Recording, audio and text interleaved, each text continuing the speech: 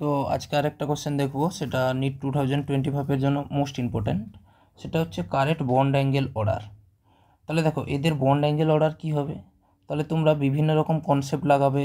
এরকম এরকম হয়, বলবে CF4 বেশি CI4 থেকে, বা বলবে এরকম বিভিন্ন কনসেপ্ট হবে, কিন্তু এর অ্যাকচুয়াল হয়ে যাবে কত, CF4 = CCl4 = CBr4 ইজুগাল টু কী হবে বলো, আচ্ছা এটা মুছে দিই, CI4। কারণ এদের নো লোন